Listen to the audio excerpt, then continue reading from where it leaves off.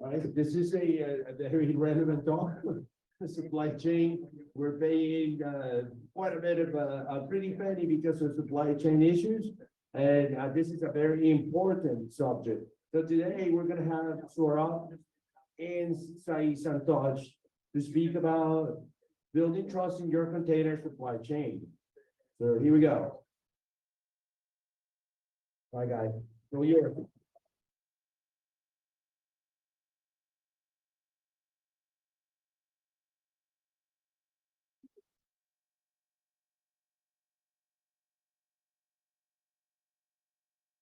Hello, everyone. Hello. Yeah. So, my name is Sai, and along with Swarup, my friend here, so we'll be talking on a subject called as building trust in your container supply chain. So, I think most of you here must have heard about supply chain attacks, right? And for most of us, might be on top of mind as well, because especially with the recent hacks that have been happening around supply chain attacks, so this is pretty much everywhere in the news.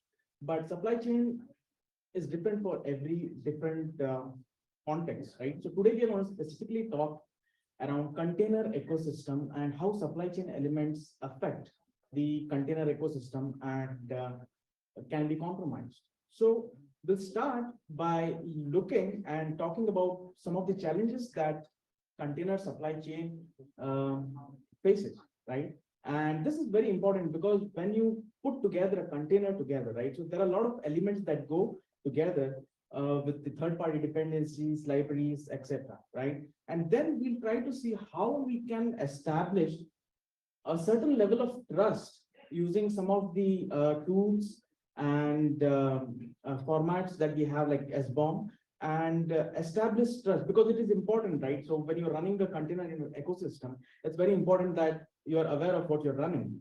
And with that, we'll talk about something called a software bill of materials, which has got a lot of traction recently. And from that point on, we will talk about container signing and verifying.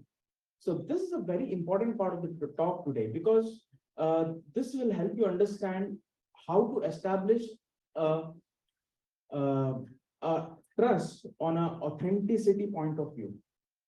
So let's get started and we'll initially look at the container ecosystem wherein ideally a container lifecycle which involves building a container image and then deploying it somewhere, maybe a container orchestration tool, right? So with that, typically it would involve a DevOps lifecycle wherein you start building and pushing code into your repository.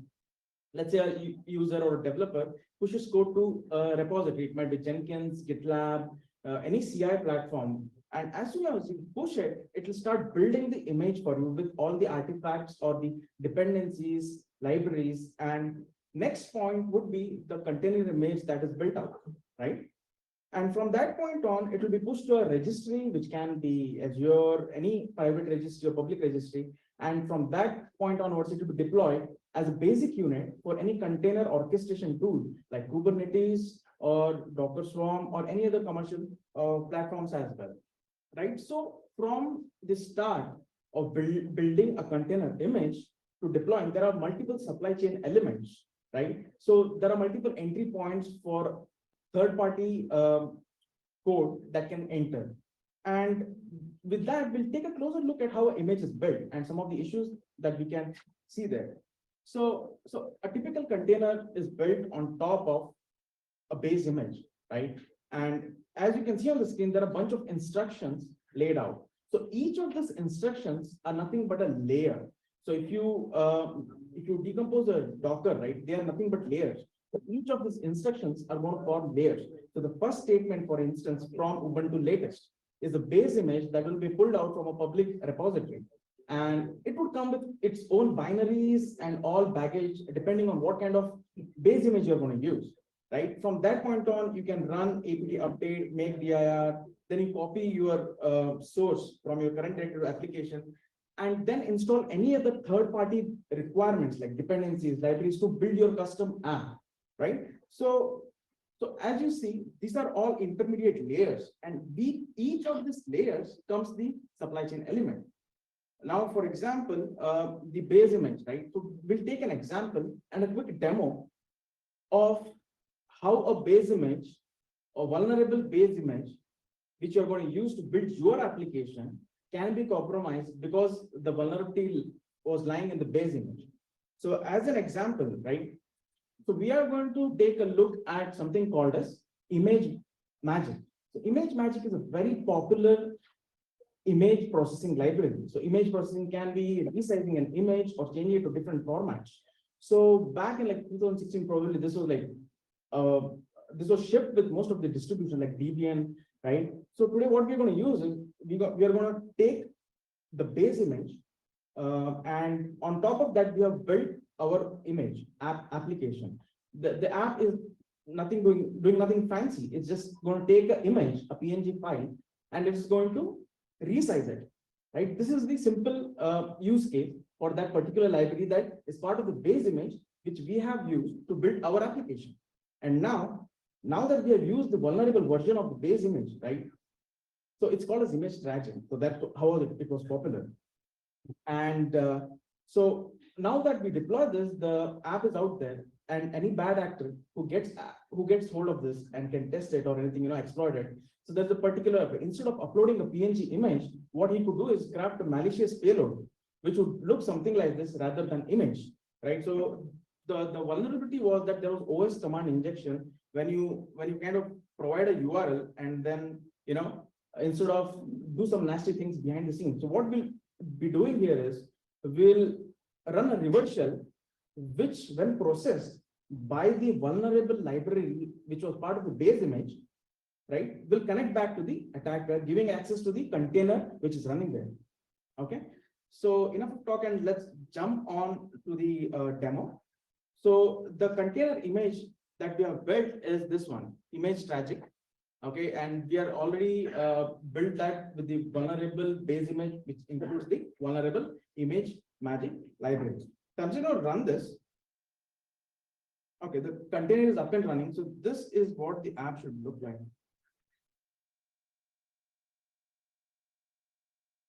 So this is just an example which is going to take image, okay, and resize it. I'm just going to select this rc1.png. So this is nothing but the piece of code that we just showed here, right? Yeah, if you look here, right, this is what it is doing.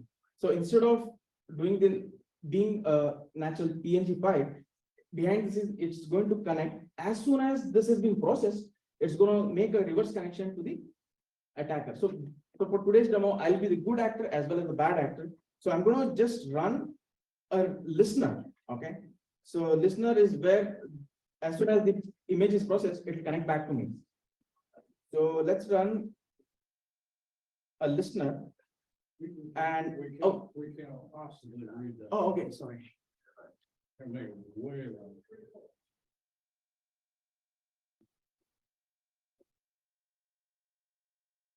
Is it better?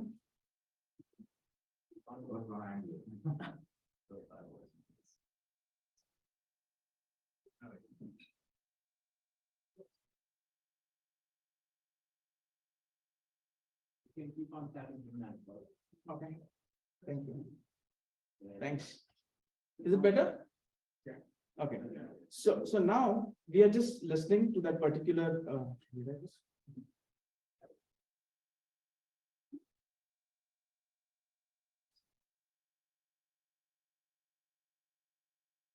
so it's listening. So let me just go back and click on resize. And it did connect back to the listener that I was talking. Now, if you see here, right? So all these files are from the container image that was running there.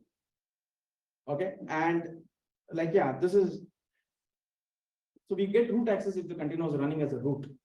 So basically it's a simple flaw that was in the base image, but we built our image on top of it, and due to which that image magic issue, which was in the base image, was inherited by our app. So with this, right, so we'll move on and move forward to understand what are some of the things that we can do to establish some amount of trust, right? So there are multiple things that one can do. So today we are going to look at So let's look back at the ecosystem that we were talking about. Developer pushes code, builds the image, pushes to registry, and from that point, deploys it, right? So here, what can we do? Because this is the artifact that we have generated, container. So right now there is zero guarantee. So if we know what goes into making of this image, like what are the dependencies, right? So we can at least take a look and decide, okay, these are the libraries, let me see some form of security assurance activities, right? So how can we do this? By leveraging something called as software bill of materials. So you generate software bill of materials for this particular container image, will tell you and give visibility or transparency to the dependencies libraries that you are using. And with this, right, you will be able to do some form of security assurance activities by generating the SBOM and giving it to a security scanner and say that, hey, can you tell me if there is any vulnerability here? So now we have established certain amount of trust, but you can go one step ahead now, right? By signing in and verifying your container images, because this will give you a trust on a authenticity standpoint, not just the security assurance activity, but it will tamper resistant, like it will make sure that it is tamper resistant. So we are going to take a deeper dive into the SBOM and container signing. Let's move on to understand what is software bill of material, right? So software bill of material has been out there for a while, but it has been getting traction because the recent government executive, which is an enforcement to provide SBOM for any software artifacts, because if anybody wants to work with the government, right? And it's a good thing in today's world where supply chain attacks are a common thing, right? And going forward, probably this will become the norm for all other organizations as well. Now, but what is exactly SBOM, right? So let's say, I'm sure everybody has walked into a grocery store today, right? And what is the one common thing that when you pick a product, right? What's the one common thing you see there? Any guesses? Yeah. Apart from that, anything else? Right, that's right. Ingredients. So this is the nutrition label that you'll find across all the products out there, right? What it's going to say is that what the calories, cholesterol, fat, these are the facts of the ingredients that are going into your product, right? SBOM is exactly something similar, but in the software world, right? So SBOM is a nested inventory of list of ingredients that make up your software component. And like the nutrition label, SBOM is a format. It's a standard way to communicate across different organizations with respect to your products or software components that you're building. And one vital thing here is SBOM itself is not a security artifact. You can't do anything with that, but you are going to send it out to other tools and downstream systems, which will help you, which will help you to understand. Like, for example, if you have a SBOM, you can ask, hey, can you please tell me, by using this particular library, am I violating any kind of compliance, right? Violating any license? Am I violating any license? Or you can give it to a vulnerability scanner and say, can you please find out, I'm using all these libraries as part of this artifact. And can you tell me if there are anything vulnerabilities as part of this? Right? This is just an artifact in itself, but it's going to help us do some of the assurance activities that you would like to do. Now, yeah, so like you see here, right, it's just the nested libraries and you generate SBOM. So like we were talking about the facts, right, SBOM has a bare minimum element, like the National Telecommunication and Information Administration. They have put together formats for generating SBOM. And these things that you're seeing on screen, right, author's name, supplier name, component name, version string, hash, unique identifier, and relationship between all other dependencies, right? So these are some of the base minimum elements that need to be part of your SBOM. Now let's take a look at some of the formats that we have, right? So the first format that is available is SPDX, Software Package and Data Exchange. This is from Linux Foundation. This has been there from almost 2010. And the next one is SWIFT, that is Software Identification Tagging. And one of the important things for us from a security standpoint is Cyclone DX, because the difference is SPDX is focused more on compliance of a license. Their roadmap and process is more towards that. Software identification tagging is more towards IT asset management. Like if you install a software, it will tag it. When you uninstall, it will untag it. But Cyclone DX is something that you'd be more interested in, right? So it is mostly for generating software bill of materials, right? For the application security context, and supply chain component analysis. So these are SBOM related formats. So let's quickly look at the tools that will help you to generate this SBOM. And we're also going to have a quick demo on this one as well. So one of the tools, it's a very powerful tool which will help you generate container SBOM, right? So SIFT is one of the two CLI tool which is written in Go, which will help you generate container SBOM. You can integrate that as part of your pipeline as well. And it supports OCI, Docker, and different SBOM formats. And it provides a good framework when you send this SBOM to a container scanning tool like Gripe. We are also going to see that. So you have a container image, like we saw a vulnerable container image that we ran, right? We are going to use that image and we'll generate a SBOM for that. So SBOM is going to look something like this. And we're going to use the tool Gripe, which is a vulnerability scanner tool. You can run the Gripe tool on a container image itself, or you don't even need an image, but only the SBOM for that. So if you have SBOM, it's going to tell you what are the vulnerabilities listed out there. So let's quickly jump and take an example.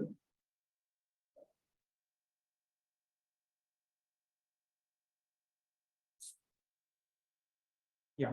So if you see, right, so this is, we have already installed the SIFT tool. So this is the image magic or tragic. Okay. Thanks. So this is the image magic container that we have used, and we are going to generate the SBOM for this. Okay, and we'll save it in a JSON format, like we'll just go save it.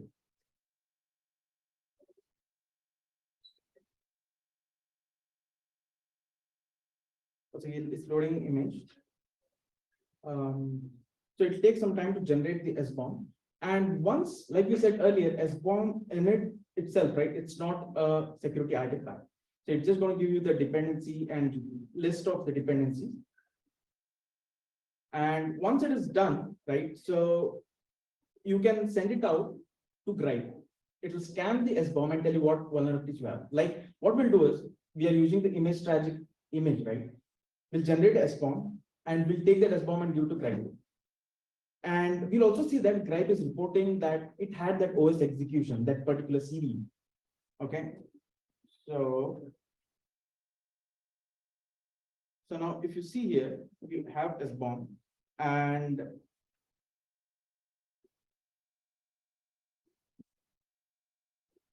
so if you see, this is how the SBOM is going to look like, you know, all the metadata, name, version, license, author, what kind of license it is. So this is just the inventory and facts, like the nutrition label.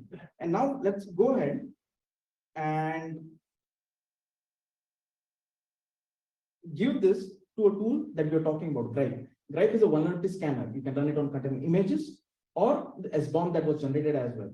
So now let's generate the SBOM. And what I've done is I'm going to grep for the CV, that is image magic vulnerability, right? I'm just going to grep so that we can see that it was reporting it.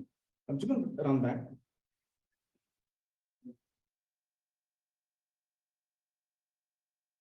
Okay, so now if you see that it took the SBOM and it did run the scan and it has reported because we did grep it. So you see that it is reporting that this is a vulnerability.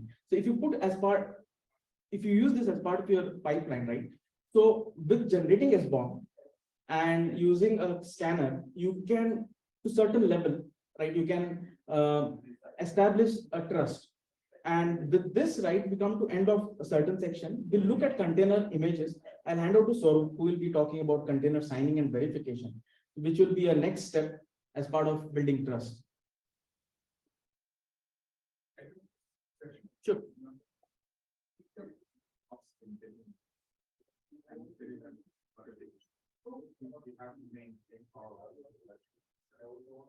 Sorry, what was the question?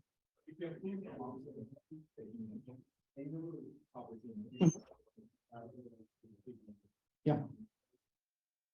But it has some independent which outdated, for example. Could we make sense to keep more on edge? Oh yes, yes. Like ideally, I think even the public version, like for example, base image, if you're downloading it, right? So they will have, if like for example, if there are researchers who are reporting CVs for that, so the maintainers of that particular project are going to release patches and updates. So you would want to consume the latest one which is available to build on top of that your own application. Does it make sense? Oh, yeah, like log4j, right? Like we had one, yeah. So I think there are at times, if you're using some tools to, if there is a workaround that might work, or you have to work until, the patch is available for that. Okay. Thank you, Sai. And if some.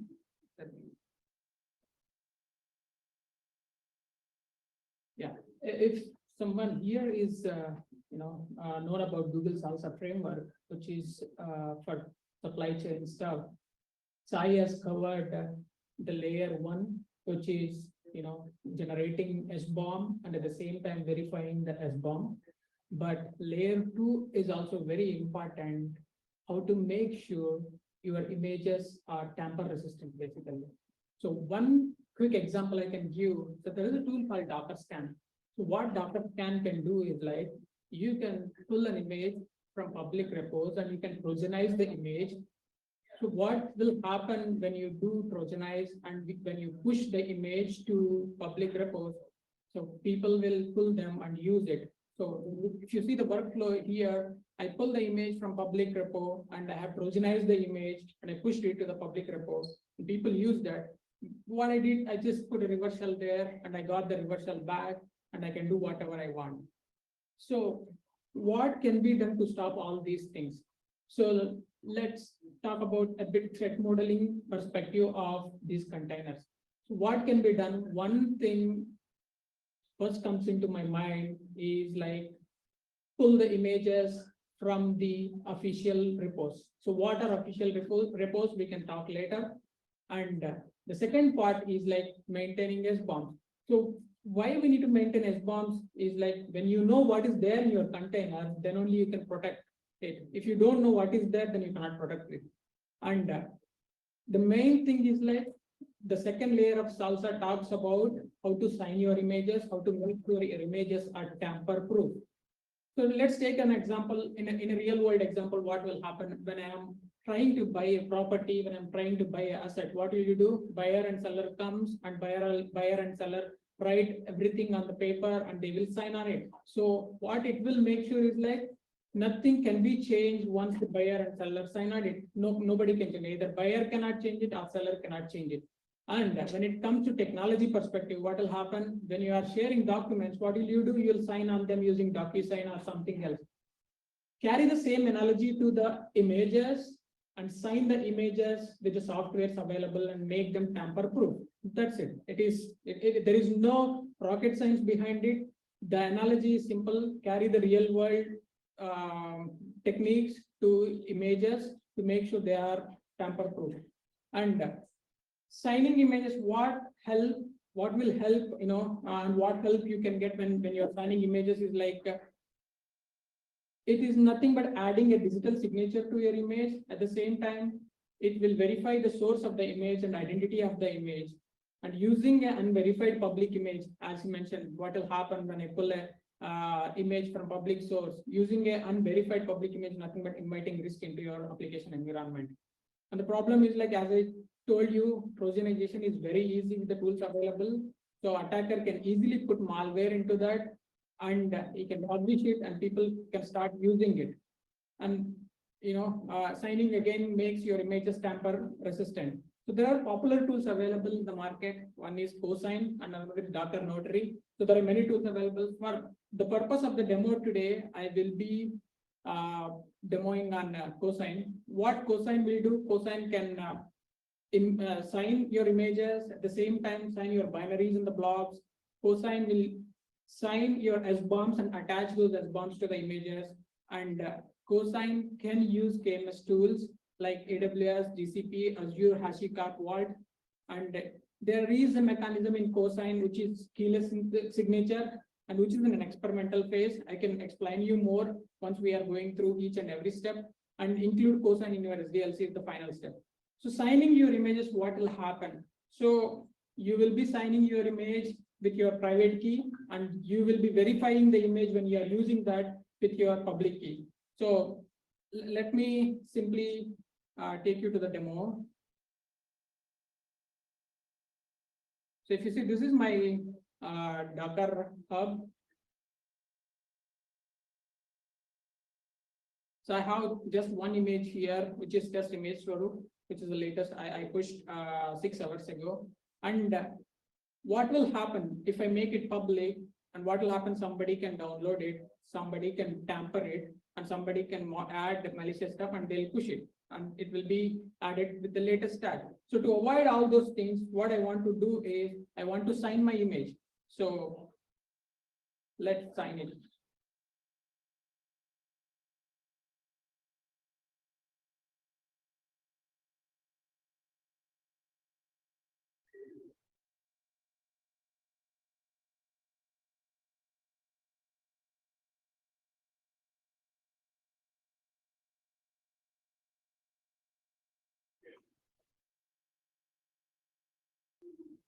Cosine. So I have generated the keys already, and my image, my repo is this one, and my image name is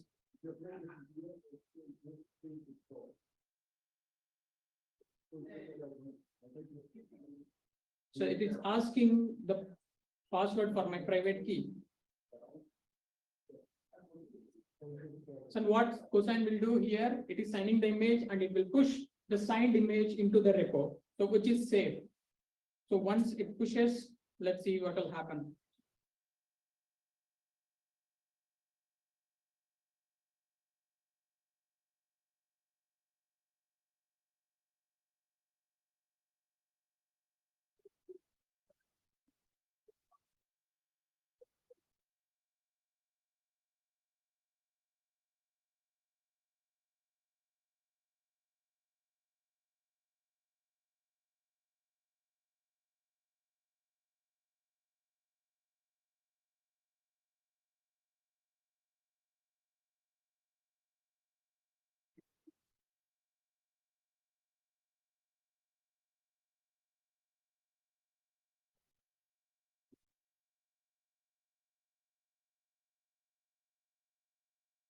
I think the internet is a bit low.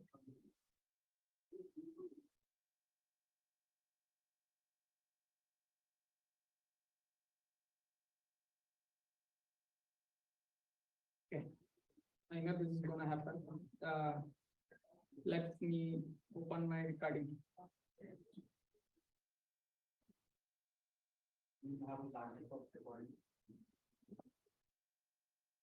So as I mentioned, I have signed my image and pushed it to my repo. So once I pushed it to my repo, so there will be the signed image of the same latest image. This is the signed image.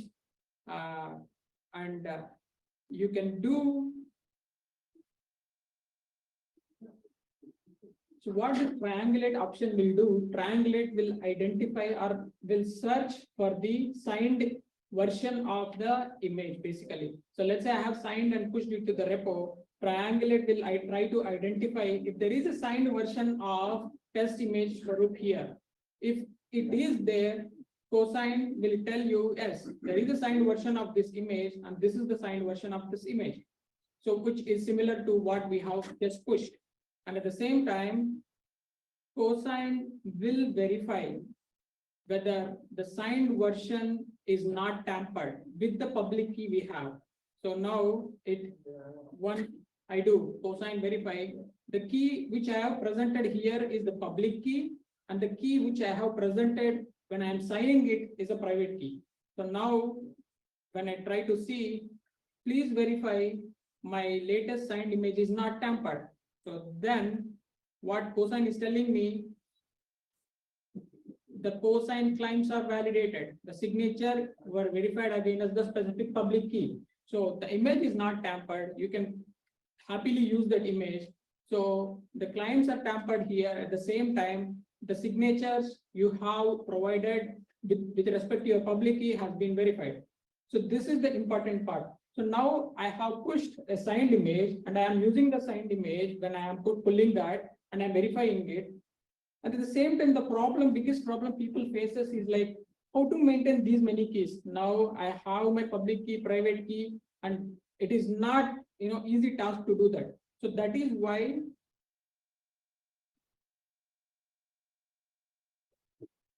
as I mentioned, sign with KMS tools. So what AWS key management tools, or what GCP or Azure and HashiCorp Vault will help you is like, they will store the keys and you have to just make sure, provide the path of the keys when you are signing the images, or else you have to maintain the keys in your local repos or somewhere in the images and all those things, which is again a vulnerable prone approach.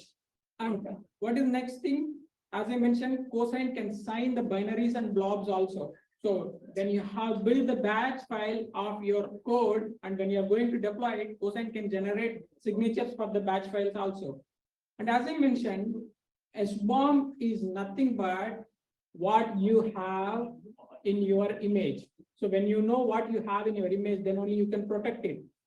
So, and you have generated SBOM, and you are verifying the SBOM with the whatever you have generated. How to make sure that is not tampered by someone else? How to make sure the image, something has been added to the image so that my SBOM will be changed completely. So to avoid those things, you can sign SBOM with your code. So again, I will take help of the recording.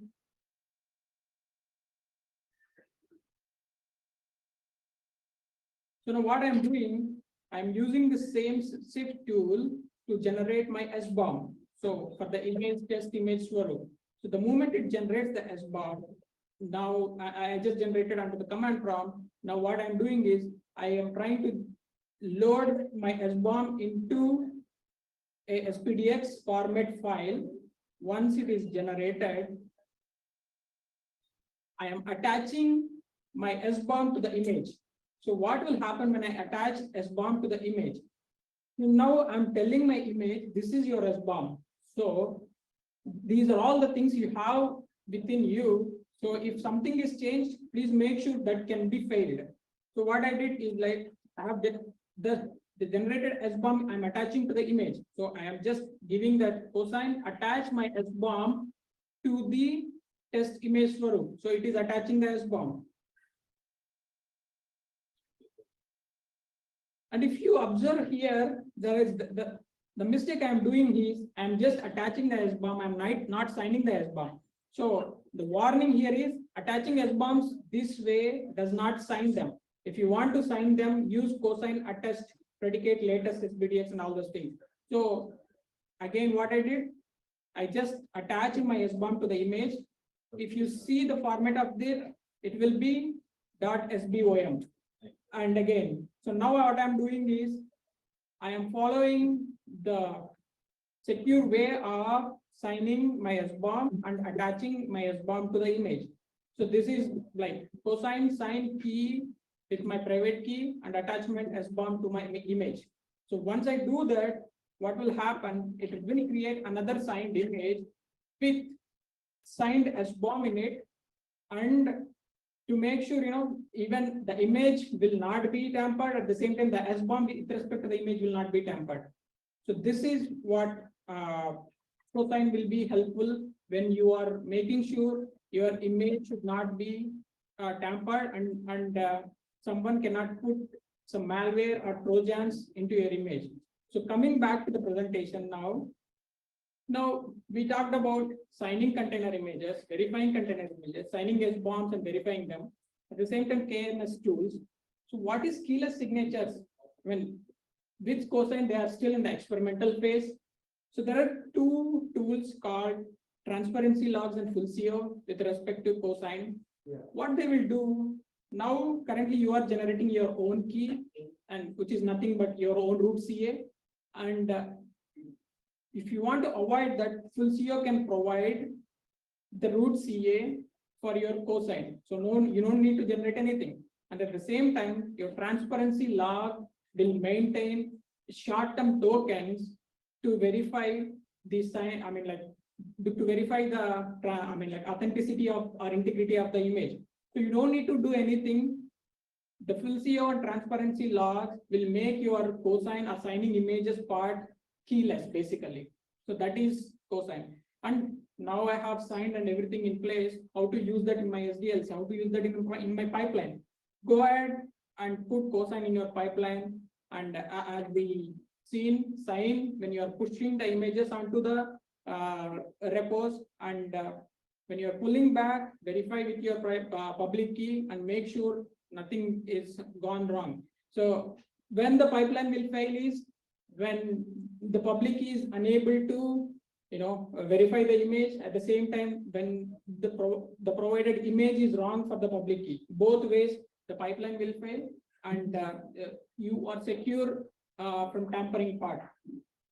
So from the Google Salsa framework perspective, first part is like maintaining your SBOMs. The second part is signing your images to make sure they are not changed. What can be done? So like, what are the other recommendations? We talked so much about SBOMs, we talked so much about cosine. What next? First thing we have to do in your application environment is like only pull the container images from trusted sources. What are the trusted sources? Basically, the Docker Hub maintains official repo of images. And at the same time, the second trusted source from an organization perspective is like your own private repos, basically. So where you can only push your images onto it, nobody can have any authenticity to do that. At the same time, use specific tags. The problem is like people don't use tags because maintaining them is very cumbersome activity. But use specific tags so that you're pulling the image which you push, basically. That is one other thing. At the same time, don't completely depend upon tags. There are many ways where you can make sure the tags can be tampered in a typostatic way, basically. And generating SBOM and monitoring the vulnerabilities associated with it is very important. And at the same time, enable container scanning in your CI/CD pipeline. So there are many tools like Prisma can provide the tools which can find vulnerabilities within the CI/CD pipeline. At the same time, updating your base images and containers is as important as whatever you are doing, either SBOMs or signing the images and all those things. And sign and verify images in the next step. Sign and verify your SBOMs and least privileged user. And when Sai is showing the reversal he got, the user there is root, basically. And people always talks about container by default runs as a root and all those things. But the problem is like you can maintain your role-based access control stuff, and you can properly put the roles associated into the containers to make sure they are least privileged. What will happen? There are few vulnerabilities associated. So those vulnerabilities basically need the container to be run as a privileged user to exploit. So when you're running them in a least privileged user mode, those vulnerabilities cannot be exploited, basically. So make sure your containers are running in a least privileged user. At the same time, prefer minimal or distroless base images, only install dependencies you need. So I think majority of the people here know distroless. Distroless is nothing but an image with your code and the runtime dependencies. So why distroless makes your journey smooth and at the same time your container secure is like, so let's take a real world example. So when I go to a fight or a battle, what I need is weapons, basically. So distroless will cut off the weapons from an attacker or an hacker perspective, what he needs within the container. So now, when I get a basic access into a container, what I need some tools to pull exploits or to pull reversals into my image. So either obligate or curl or something else to be there, should be put, should be there to pull all those stuff. So when you're maintaining your images or containers as a distroless, nothing will be there, which will help the attacker, and it will definitely reduce the blast radius within the minimalist container he got access to. So following all these is, the basic recommendations when your application, within your application lifecycle of containerization, basically. And at the same time, at first, basically, when you're starting your when you're starting implementing security into your containerized life cycles, it will be difficult, but at the same time, as you are doing it progressively, as you are doing it in an integrated fashion, the number of vulnerabilities should be reduced. At the same time, it will be very easy to maintain either the S bombs or signing the images and all those things. It will be very easy to maintain. So mentioning that, please try to follow the recommendations mentioned here, and please let us know if you have any questions.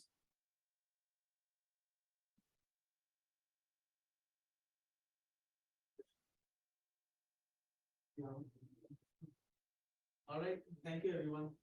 Thank you.